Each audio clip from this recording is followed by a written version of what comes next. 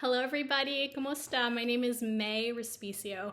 I'm so happy to be here. Thank you so much to the Filipino School of New York and New Jersey and the Bergenfield Public Library for having me. I'm a middle grade author, and let me just quickly introduce my books to you. This is The House That Lou Built.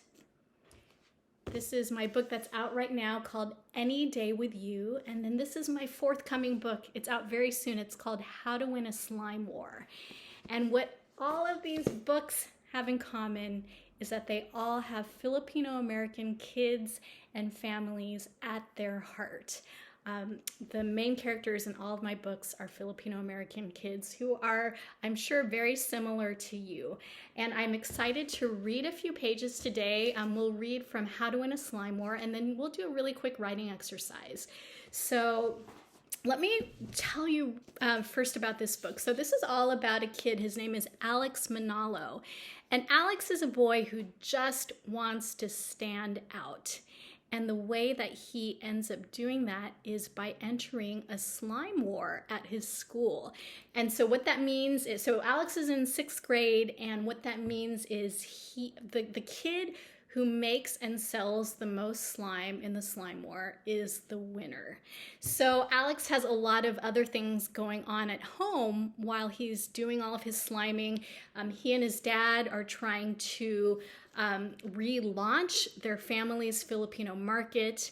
And then also his dad just sort of has different ideas of what he wants his son to do. He wants him to be wonderful at school. He wants him to play sports. He wants him to play soccer. His dad is a coach on a soccer team, and he ends up convincing Alex to play soccer even though he doesn't want to. So there are a lot of things going on in this book, and ultimately it's a book where Alex learns to discover himself and to find his voice. But he also gets into some really sticky situations along the way. So that's How to Win a Slime War. I'm going to read a few pages, and then we'll do a writing exercise, if that sounds okay with you. And actually, I'm going to not read from the book. I'm going to read from these printed out pages because I sort of lost my glasses. And I need to do this to be able to see. So, okay, ready? These are a few pages. Actually, the first chapter of How to Win a Slime War.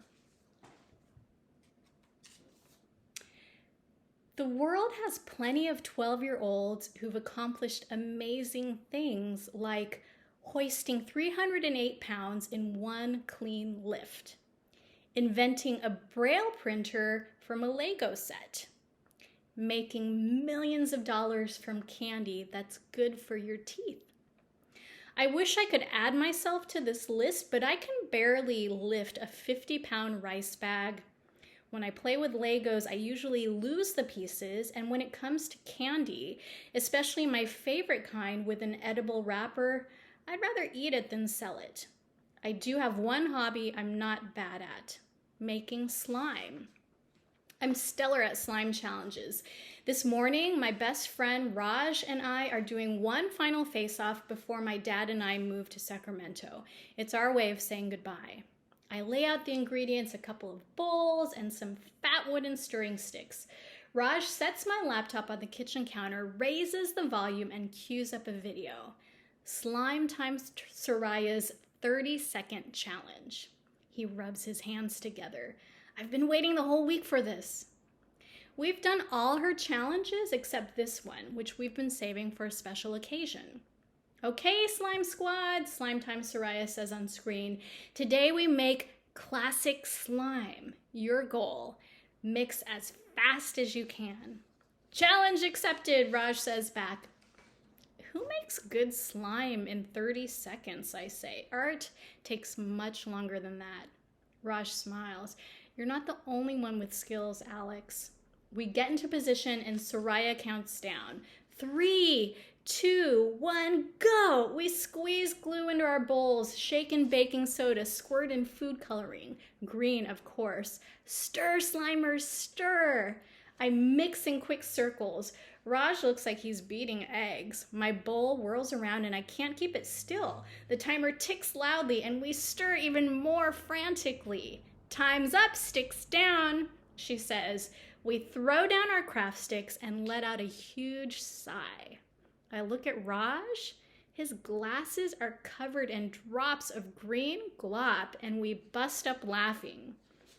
At school, I don't have many friends, but I can count on Raj. I'm going to miss him. My dad and I are moving into my Lola and Lola's house right next door to my cousins, while our grandparents are away on their retirement trip. I'm nervous but excited. Dad and I are taking over Lola and Lola's Asian market. I've always wanted to have my own business. Raj scoops up his slime and lifts the stick high. Goop drips down his wrist. Gross, it didn't congeal at all. Told you we needed more time. There's baking soda on my cheeks and slime dripping down my long hair too. We take one look at our mess and crack up. And then Dad walks in. So that is a little taste of how to win a slime war.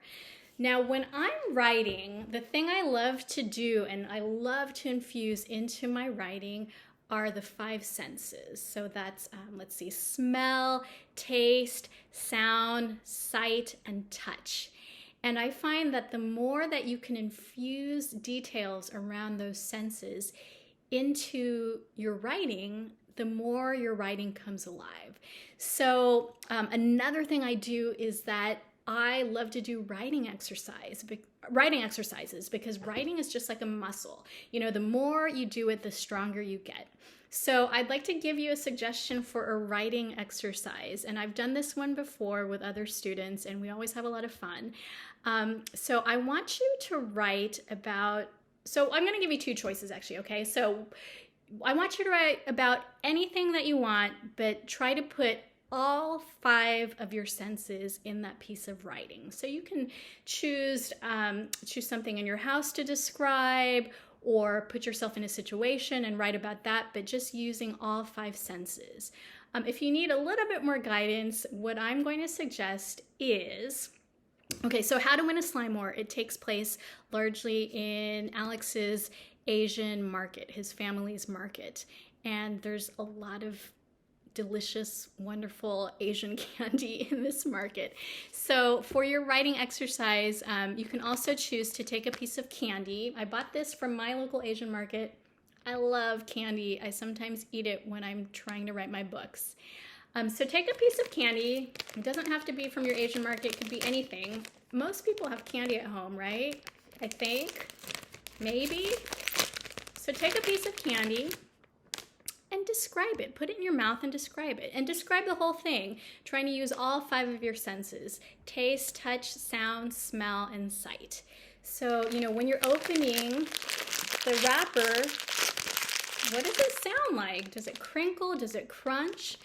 And then when you're actually eating the piece of candy, like this delicious bit of milk candy, you know, what does it feel like? Is it hard?